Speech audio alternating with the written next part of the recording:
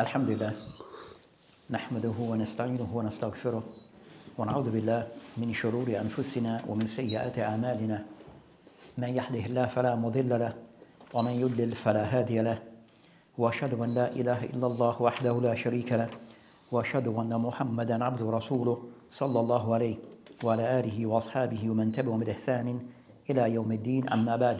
So today inshallah ta'ala we will continue discussing Kitab al-Hadana.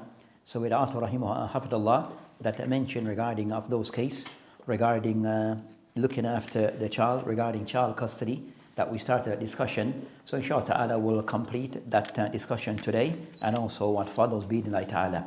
Ay naqra. Bismillahi wa salatu wa salam ala rasulillahi qala ma'allif hafidhahullah, chapter number 3, page number 496, title Causes Preventing Custody. If one of the parents of the ward wishes to travel a long journey in order to stay in a distant place, intending no harm to other party, then the father is more entitled to take the custody of the child. It does not make any difference whether the father is the one traveling or the one staying behind in the homeland.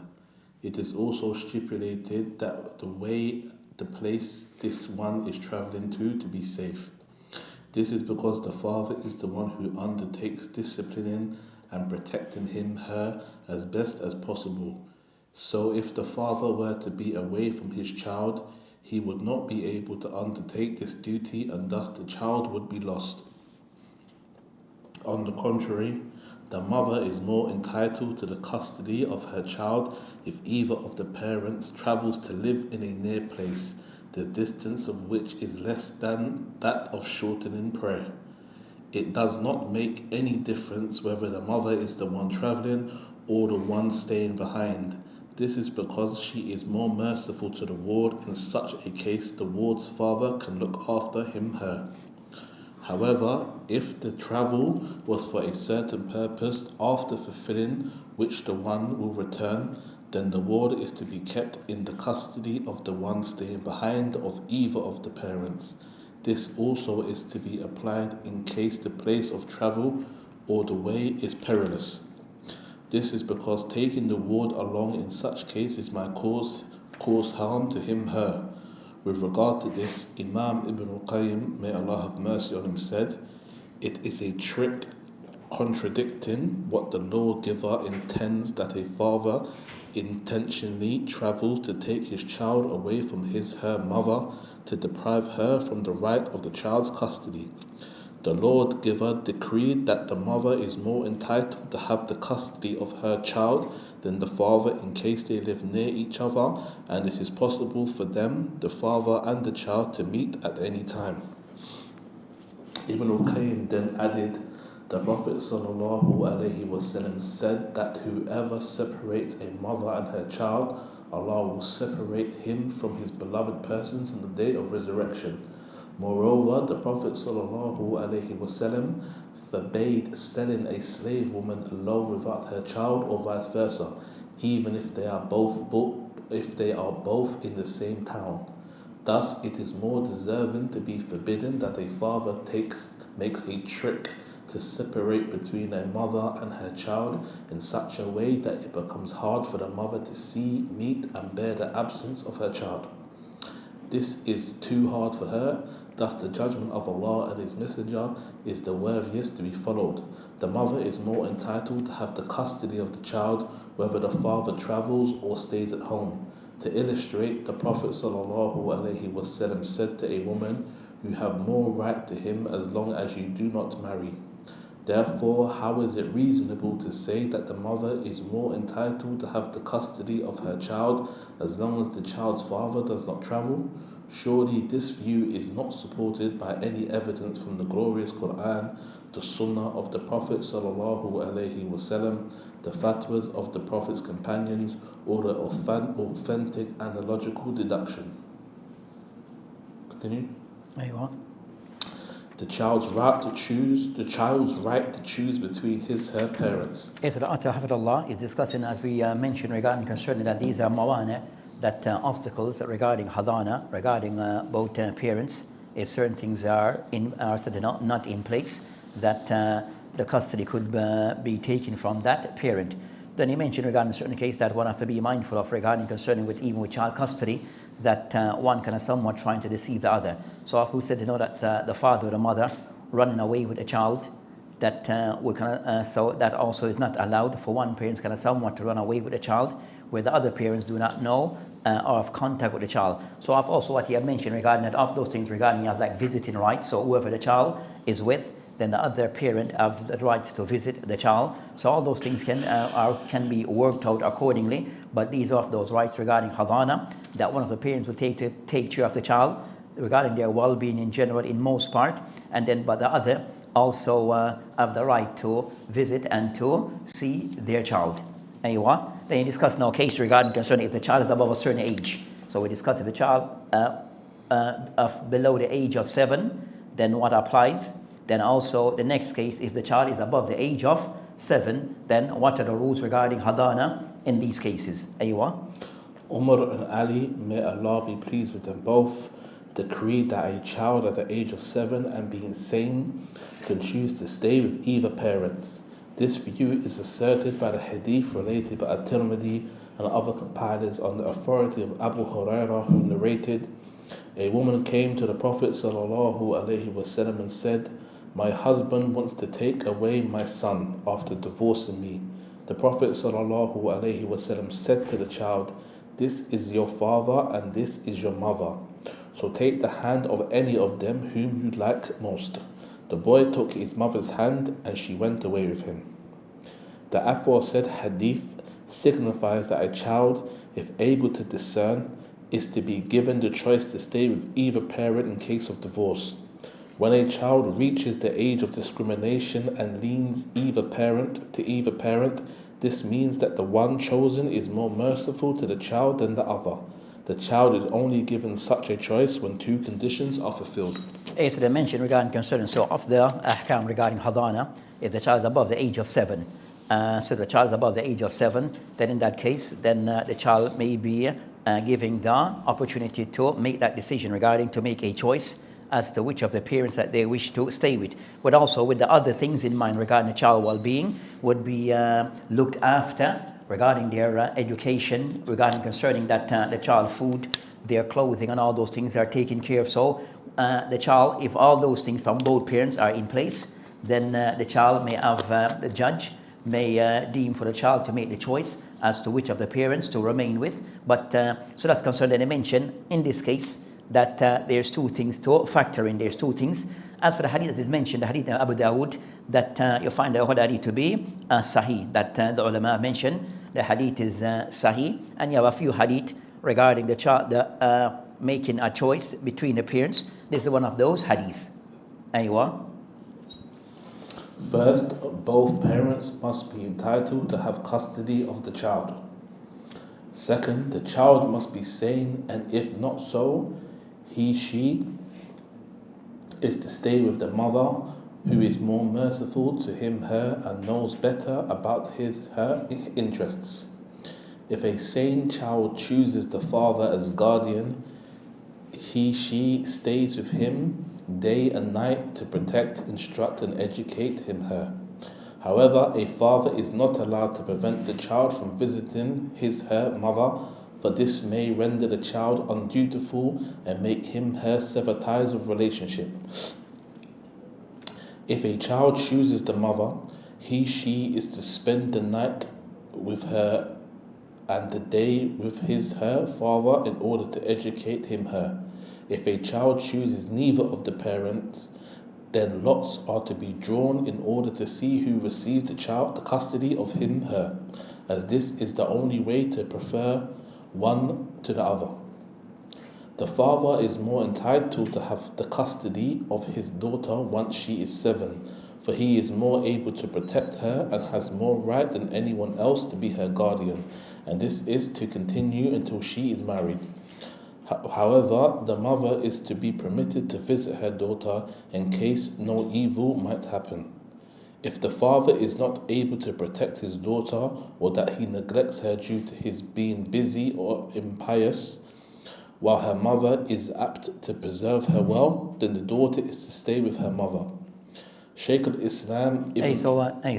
So it shows regarding concern that they discussed regarding the child as to whom parents will stay with after the age of 7. So you have some khilaf between the ulama regarding this matter. So you find of the matter of the Hanabila that I mentioned in kana dhakar, if the child is a male, and also the matter of the Shafi'iyah, so the child is a male, أنه يخير, that he should make the choice between both parents. So if the child is above the age of 7, then that child, and he's a male, then he has a right to make the choice between both parents. That's the view taken by the Hanabila and the Shafi'iyah. Then you have the Hanafiya, Abu Hanifa rahimahullah, then his position is that al-ab, that the father, ahaq, that he has more right towards the gulam regarding a male child, if the child is able to can eat and to function on his own. So if the child is able to can somewhat, we said above that age or below, but the child is able to can function his own regarding he can feed himself and of these things, change himself, then wash himself, then the child then is more deserving to be with his father according to Abu Hanifa rahimahullah. Then as for Imam Malik rahimahullah, then he take the position that the mother, al-hum ahaq, that she have more right regarding the gulam, the boy, than so that's concerning the view of the madhahib regarding this particular matter. But Atayhi rahimahullah mentioned regarding that, as they mentioned, a qawl of Omar and Ali, that the child above 7, that they have a right to make that choice. They have a right to make the choice as to which parents that they think would serve their best interests. Aywa. Shaykh al-Islam Ibn Taymiyyah, may Allah have mercy on him, says, Imam Ahmad and his followers give the father precedence over the mother with regard to the custody of their daughter in case this does not cause her harm. If the father is not able to protect his daughter or that he neglects her due to being busy, and the mother is able to take care of her and protect her, then she, the mother, is to take precedence over the father in regard to their daughter's custody. Thus, if the daughter may not be safe with one of the two parents, then the other parent is surely more entitled to keep her in her custody. Shaykh al-Islam Ibn Taymiyyah, may Allah have mercy on him, also said, if the father marries another woman who causes harm to his daughter and neglects the girl's interests, while the mother observes the girl's interests and does not hurt her, then definitely the mother has more right to have the custody of the daughter, and Allah knows best. Yes, so things go back to the ijtihad of the Hakim regarding. I said that regarding hadana, that the main objective is what's best for the child. So which of the household that is best for the child, whether the mother or the father, depending on certain factors. So that's concerning that discussion regarding ahkam al-hadana. So regarding concerning Islam, about we have the Sharia, that also it takes into consideration these matters regarding that if you might find a separation between spouses, husband and wife, then this would include children. What should be the who take what responsibility? So the rights of hadana has been somewhat clarified these matters. So regarding hadana, the child well-being, then hadana, it covers these matters as to who has more rights over the other and when those things applies. So that inshallah ta'ala, that regarding concerning the child well-being, regarding of those matters regarding regarding family matters, family law, then the next matter is that to be discussed, as the author rahimahullah titled, Babun fi nafaqat az-zawja. So regarding the next discussion is the rights regarding concerning that maintenance of one's wife, maintenance of one wife. Aywa, we'll also have that discussion bi'idhnillahi ta'ala. Bismillah wa salatu wa salam ala rasulillahi qala mu'allif hafidhahullah, chapter 4, page 501, title The Wife's Alimony. Jurisprudently, alimony refers to the maintenance one provides to whom one financially supports in terms of food, clothing, housing and the like, according to what is reasonable. So they're discussing regarding concerning of those things regarding nafaqat, regarding in this case that they will discuss nafaqat for different individuals in the family. So either concerning first regarding the wife, and some mention also the children, And also after, they'll discuss a nafaka for those people who are able regarding family aqarib, one's family member. Then you have a nafaka where the husband, the breadwinner, the husband that is responsible for his wife and children regarding a nafaka. Second in line would be his family members. And then third in line regarding mamalik, those that are said to be those who are under his care by way of his slave. So these are the things regarding that nafaka. It will cover those three areas. Zawja, but to mention zawja, and also regarding aqarib, regarding one family member, mamalik, and also one's slave. Aywa. Maintaining one's wife in terms of food, provision, clothing, and housing of the same quality as that of other similar women comes at the top of one's duties towards her. For Allah exalted be He says, "Let a man of wealth spend from his wealth." Surah At-Talaq, Ayat 7. And He also says, "And due to them, i.e. the wives, is similar to what is expected of them, according to what is reasonable." Surah Baqarah, Ayat 228. As I mentioned, hunna مثل الذي عليهن بالمعروف. So regarding that addresses to the husband, regarding that to give your wife what they're deserving, but within that which is ma'ruf, that which is reasonable.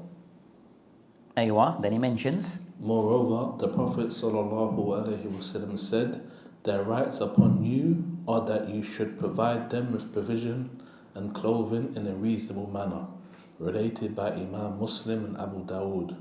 Shaykh al-Islam Ibn Taymiyyah, may Allah have mercy on him, said, the Quranic verse, "And due to them, i.e. the wives, is similar to what is expected of them, according to what is reasonable, involves all rights of the wife and other rights she is to do. This matter can be judged according to what is commonly acknowledged and repeated among people."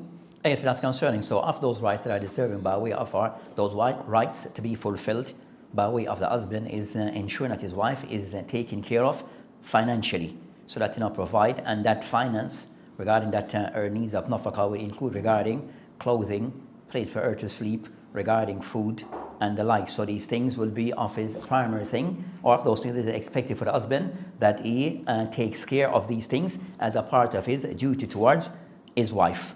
Then I mentioned concerning the hadith of the Prophet ﷺ, where he stated hadith of Hind, where she mentioned regarding her husband to the Prophet ﷺ, then he ﷺ called, "Khudi ma yakfik," that you should take from your husband that which is sufficient, wa waladik, and also your children, bil ma'ruf, according to that which is just.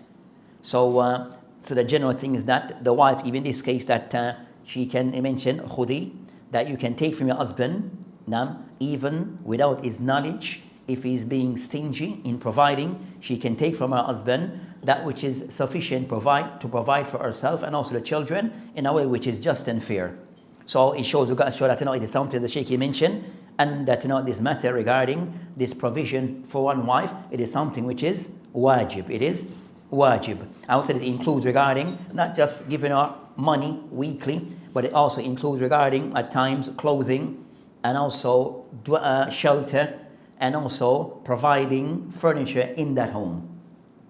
As those things are a part of the maskan, that the part of the place of dwelling. Aywa. As for what you might find, some my husband said, I give my wife bed, I bought her the bed, and I bought her the dresser and the wardrobe, and I bought her the cooker. When I get divorced, I want back everything. Then that's no. That becomes a no. Aywa. When there is a dispute between the two spouses, the judge estimates the amount of the wife's alimony according to the financial level of them both, whether they are both rich or only one of them is rich. Thus, a well-off wife who is married to a well-off husband is entitled to have a sufficient amount of provision of the same quality as that of similar women in that town. The same is true for clothing and furniture. Likewise, a poor wife with a poor husband is entitled to have a sufficient amount of food, clothing and furniture of the same quality as that of similar women. However, the wife of the middle class with a similar husband of the same conditions, a well-off wife with a poor husband and a poor wife with a well-off husband, are entitled to have the maintenance of the average level according to the known customs. And to go back to those customs in those particular that region or that place, location, where that the wife to be maintained within that which is considered to be within what is reasonable for the woman of that status. So if she's said to be of a poor lady, then what? And the husband is, he give her according to that which is the norm for people of that level, or middle class, or they are the ones who are more wealthier. So each according to what is suitable and what they are accustomed to, within what which is reasonable. Aywa. Moreover, the husband is to provide for what his wife needs, such as water or personal cleanliness, drinking and purification, etc. However, the husband is not to provide the aforementioned needs if they are no longer married. Once a wife is divorced and becomes in a waiting period, the following cases are to be observed. It's on the Shaykh Hafidullah that now discussed regarding concerning that now while in marriage, then it is compulsory upon the husband to provide these things or certain things regarding an-nafaqah and for our well-being. Then he mentioned regarding that these things now remove that or what's the ruling regarding these things being continued in a case where there's a divorce. So if the divorce occur between husband and wife, then what's the ruling regarding what is allowed to provide for his wife and when is he not allowed to provide for her? Aywa. A revocably divorced woman is entitled to be maintained by her husband as long as she is in a waiting period, as she is regarded as a wife. This is because Allah exalted be He says, and their husbands have more right to take them back in this period. Surah Baqarah, ayat 228. So you find regarding al-iddah, regarding during a divorce, you have different type of iddah as we have covered before in its previous chapters regarding, you have different forms or types of iddah. So regarding concerning those different types of iddah, they discuss here regarding that. Of the first that he discussed the case, in a case that a divorce have occurred between spouses, husband and wife, that but it's a case of a talaq al-raj'i, where the husband, she's going through her iddah, so he gave her for one or two talaq. So first time he's given her talaq, or it's the second time he's pronouncing talaq upon his wife, but then she has to go to an iddah. And we said the iddah is how long? 3 months or 3 cycles. So you see normal cycle will be 3 cycles. If no cycle, then 3 months. So she's going through her iddah because that talaq al-raj'i, where in that time, in this talaq, he still has the right that he can still take her back without having a new marriage. So in that case, because for example, say that her talaq is 3 months, then they're still technically married, but they're going through a divorce. So they are married, technically still married, going through a divorce. But she's going through her iddah. So until that time, until they have, so during this time, he's still obliged to provide for his wife. He still has the responsibility of providing for her because she's still technically his wife. She's technically still his wife and he her husband, so he still provide for his wife during the time of her iddah. Says now at-talaq al-raj'i. That's the first case. Clear? Clear for everyone? Aywa. So for example, the husband divorced his wife this week, or which month we are in? January. He divorced his wife at the start of January. So our talaq will go for 3 months. So we have January, February, March, April, the beginning of April. Our talaq would come to an end, right? So during this time, he still provide for her as he would normally do until the talaq, until the iddah comes to an end, unless he took her back. So that's the case. So he still has to provide. So he still provide until we said January, February, March, April. Upon the time, he still provide for his wife because it's a talaq al-raj'i where he can take her back at any time before the iddah comes to an end. Aywa. A major or minor irrevocably divorced woman is not entitled to any financial support or housing by her husband. This is based on the hadith narrated in the 2 authentic books of Al-Bukhari and Muslim that when the husband of Fatima bin Qais, may Allah be pleased with her, irrevocably divorced her, the Prophet ﷺ said to her, there is neither alimony nor lodging for you. Yes, that's the second case that the author here mentions. The second case that he mentions. With regard to this, the great scholar Aywa. Ibn al-Qayyim. As I said, the second type of talaq, so where the first type was a talaq al-raj'i. So the second type of talaq that they mentioned concerning a talaq al-bahin, baynuna al-kubra or baynuna al-sughra, meaning that baynuna al-kubra, that he has given her 3 talaqs. So you have given all 3 talaqs to his wife. So in that case, what would be the case in that case? They cannot marry each other unless she has remarry and consummate, and then that marriage come to an end, then he can remarry her. So he can't remarry until she have been touched by someone, or remarry. So that's concerning Baynuna al-Kubra. Then you have al-Baynuna al-Sughra by way of, so that in that case, if he give her the 3rd talaq, he gave his wife the third talaq that they have. So from that point, that they cannot get back together unless that process go into place. So from that point, they have 2 things that he doesn't have the responsibility, because now they have to separate. At that point, they have to separate. They're not husband and wife anymore, so they have to separate, right?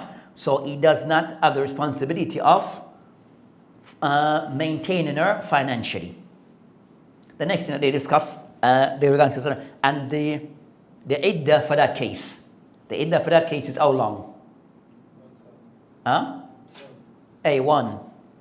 One month or 1 cycle. So if we give the 3rd talaq, after the 3rd talaq, that there's no need for her to sit and to wait 3 months. Only 1 month to see if she's pregnant. Then after then she can move on, meaning she can get married or whatever.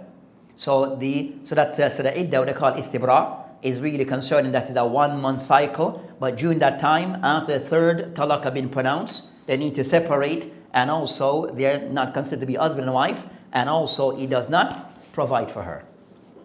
That's concerning Baynuna al-Kubra. As for Baynuna al-Sughra, that he gave her 1 talaq. He talaqed her. And it went for the 3 months, and he did not take her back. Clear? So he divorced his wife, start of January, February, March comes, he didn't take her back. So at the end of her 3rd cycle, then they have to separate because he did not take her back. So that marriage now have come to an end by way of him divorcing her. The iddah went into effect. He did not take her back after the time of the iddah, during the iddah time. So when the iddah comes to an end, by she taking her shower, the more correct view, when she take her shower, he didn't take her back, then they have to separate.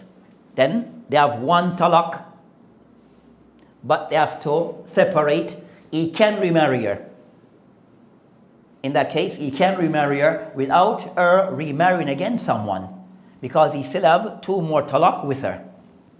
But in that case, in that scenario, after the 3rd, after iddah have come to an end, then he doesn't bear the responsibility of providing for her. Aywa.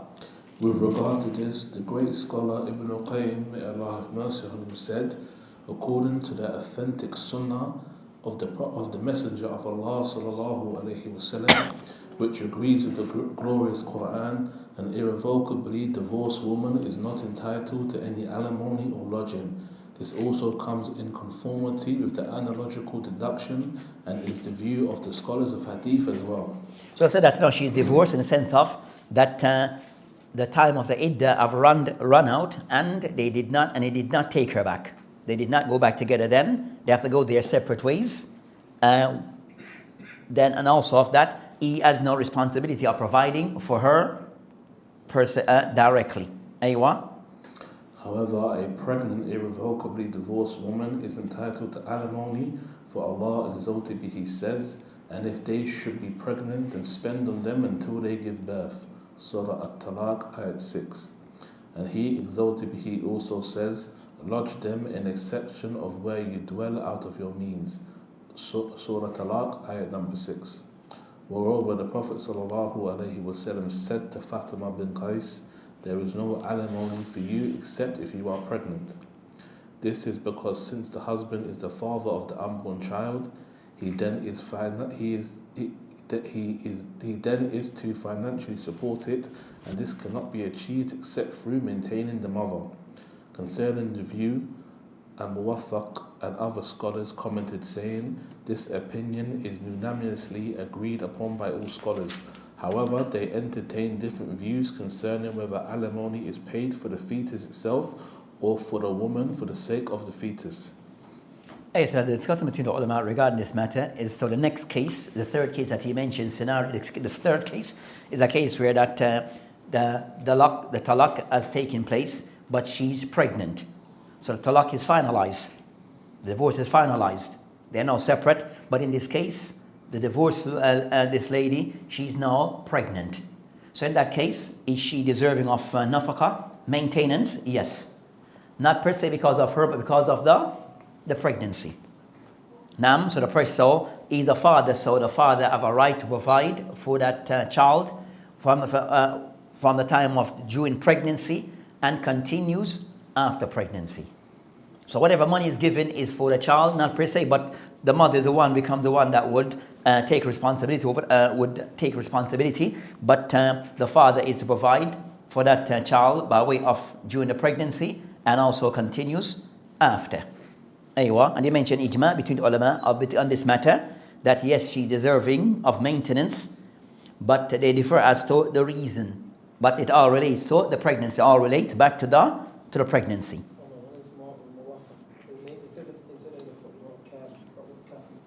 Ibn Qudama, so you have Muwaffaq Ibn Qudama, he has many books. So the author of Mughni. Now, so they mentioned Ibn Qudama, normally what is intended when he's mentioned as a reference is Al-Mughni. But in this case they didn't mention in my book, but they said Kafi. Yes, I mean, say another book that called Al-Kafi, so it's like below Mughni. So a level below Mughni, so you have many books, you have a series of books, Ibn Qudama. So you have beginners, intermediary, tertiary, higher level, and also Mughni. So Mughni, so you have Mughni, so I think you have Umdatul Fiqh, then and other books, then he has Kafi, then Al-Mughni. So Kafi, can somebody discuss the khilaf between the Hanabila. So the Kafi, he discussed the khilaf between the Hanabila. So his early books, Umda, only discuss some masail and just one view of the Hanabila, no difference. But Kafi, he discussed the difference within the madhab.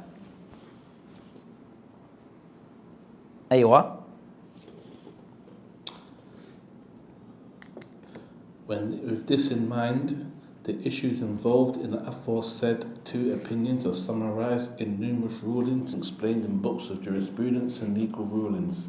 A wife is not entitled to maintenance by her husband for several reasons as follows. When the wife keeps herself away from her husband, then she is not entitled to be maintained by her husband. This is because in such a case, he does not sexually enjoy her, and he is to maintain her in return for her enjoying her. So the author now, Hafidullah, will be discussing cases where that the husband does not, the wife forfeit maintenance. So cases where she has forfeited or she's not deserving to be maintained by her husband. So they're still in a marriage, but due to certain reasons or factors that are certain factors and reasons, then she's not deserving to be maintained. The same is true when a wife shows disobedience to her husband, i.e., disobeys her husband in doing her marital duties, such as refusing to allow him to have sexual intercourse with her, refusing to move into another suitable house, or leaving his house without his permission. In such cases, the wife is considered disobedient as he cannot enjoy her. Thus, she is not entitled to receive her alimony, for, as mentioned before, he is to maintain her in return for enjoying her. So that's the case regarding concern that the wife, that she's not deserving of maintenance, that she's been nashiza, where she's just been disobedient to her husband, doesn't want to sleep with her husband, doesn't want to, he wants her to move, and then she doesn't want to. So in that case, because he has no access to her, then it's not upon him to maintain her. Furthermore, when the wife keeps herself away from her husband by traveling for some purpose, then she has no right to be maintained by her husband, for in such a case he cannot enjoy her. So in the case where she decides that she wants to travel, so she decided that she wants to travel with her family, to go back home for 5 weeks, type of thing, then during that time, in our absence, he's not obliged to maintain her, because that's from her doing and being absent from her husband. So he's not obliged to maintain her. Moreover, a widow is to be provided for by herself or whoever is responsible for her if she is poor. This is because she is not entitled to have the alimony out of her husband's estate, which belongs then to his heirs. A pregnant widow is entitled to be... So regarding concern a widow, that if her husband has passed away, then also she's not deserving to be, she has a maintenance. So she's not deserving maintenance type of thing. Aywa. A pregnant widow is entitled to be maintained from the estate of her husband if he has left any due to the existence of the fetus. If the deceased husband has nothing left, the well-off among the fetus legal heirs, in case the fetus dies, is to maintain the mother. It is permissible that the two spouses agree that the maintenance be afforded in advance or delayed either for a long or short time. They have the full right to do so. If they disagree concerning when to pay the maintenance, the husband is to pay the maintenance at the beginning of the day. It is permissible to pay it in grain if they agree to do so, but it is also requires a great deal of effort. She has the right to accept or refuse the maintenance in grain. Hey, so you have terms as to when to pay, how often to pay, then that goes as they agree between themselves or with others. So whatever agreement has been made, then they try to carry through on the agreement made between the parties involved. Aywa. Likewise, the husband is to provide his wife with the annual clothing at the beginning of each year. If the husband is absent and has not left the usual maintenance for his wife, or if he is present but has not given the maintenance to her, then he still has to give the previous delayed maintenance, for it is still her right which the husband must give in ease or hardships. This right does not become invalid with the passage of time.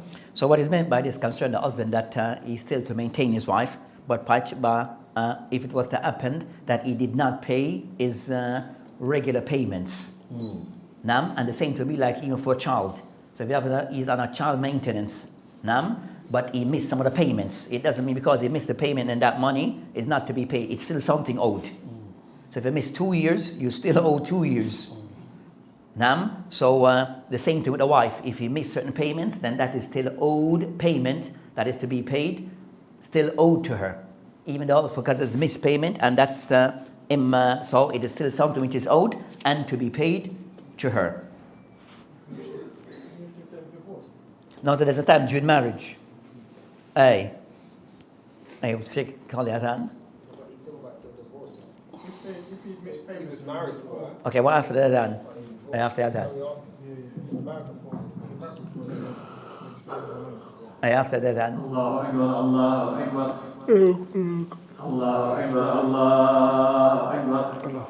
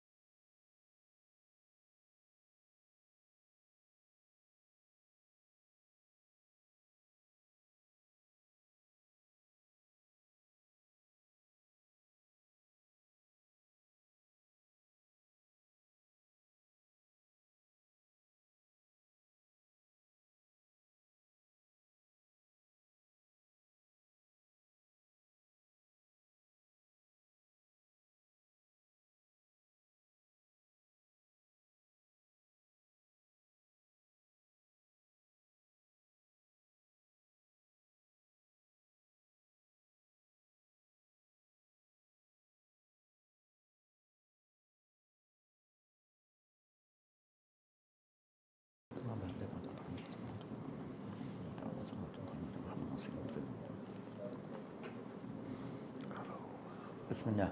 So you said that the question, They're married, he's missed 2 years worth of payment, right? and he still owes it to her. Right. Then they Before he divorce. paid it to her, they divorce. Hey, Then does he still owe her that money? yeah, he's still owed. So after divorce, he still has He still owed that money because those mispayment was done while they were married. Yeah. You understand? So even though divorce occurred, then it's still to be made up because that those mispayment occurred while they were still in a marriage. So, just for the viewer's benefit, so is it a responsibility for the husband to present these, presenting whether she asks for it or not? For example, it's winter now. Soon it's going to be, it's each year, right? It's mentioned a year, right? Something that they mention here, something they mention regarding, for example, is, you know, that buy clothing for a yearly, some of those things go back to adat or the customer practice. You understand? Because some places, one place might be It can- summer all the time. Sometimes we have different seasons in certain countries. You have over here, like in European countries, you might say, that you have time where you buy clothing, you have your winter clothing and you have your summer clothing.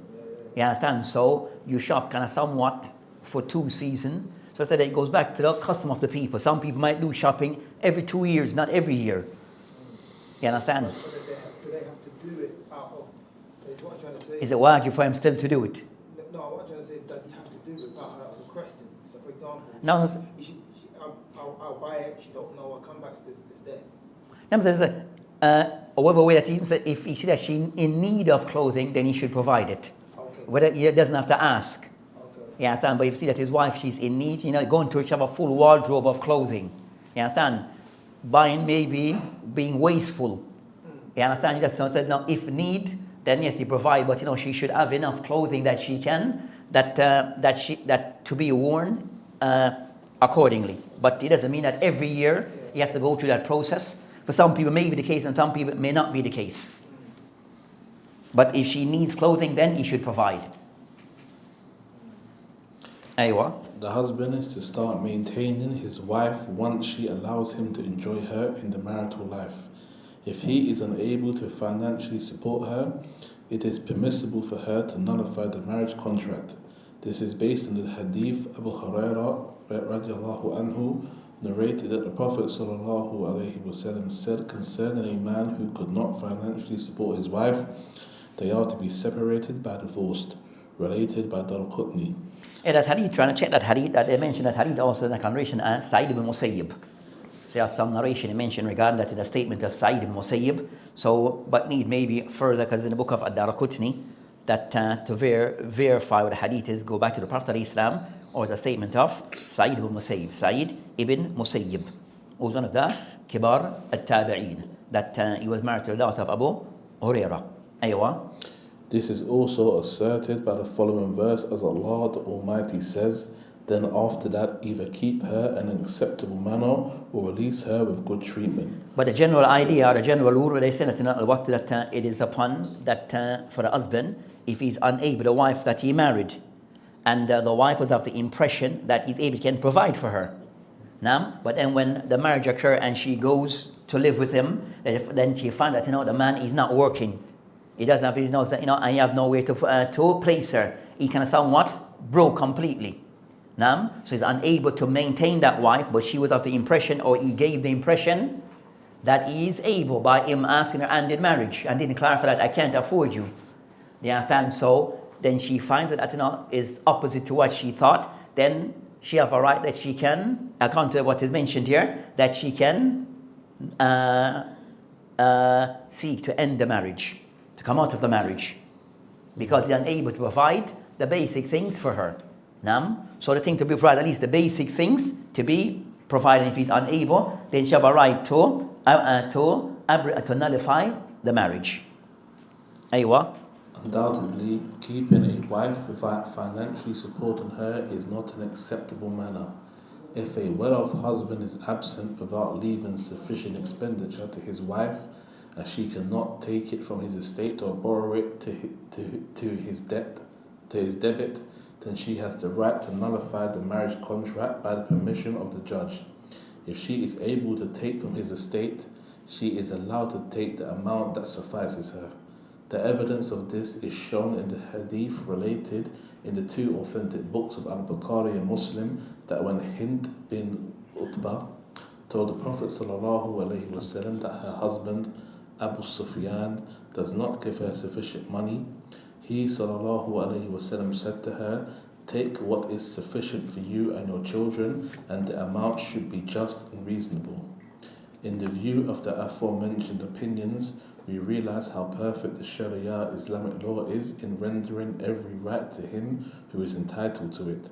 So you should regard that wife that she's deserving to be maintained, that either something agreed upon between her and her husband regarding whatever a certain amount is given, or regarding maintenance, so they have understanding between themselves. In cases where he's able but he's not giving what is sufficient, then as mentioned that in the case of the hadith of Ind, that she can take from his whether from his pocket, from his account, from whatever thing of his that he owes, that to provide for her and the children that which is sufficient or that which is reasonable. So she so it shows regarding the Sharia put emphasis regarding the husband providing for his children, and if he's able, then he should do so. And if he's not doing so, then it can be removed or taken from him. It can be removed or taken from him in one way or another. Aywa. This is in fact the case in all its wise legislations. Shame on those who displace the divine Sharia with human laws. Allah exalted be, He says concerning such people, then is it the judgment of the time of ignorance they desire? Who is better than Allah in judgment for people who are certain in faith? Surah Ma'idah, Ayat 50.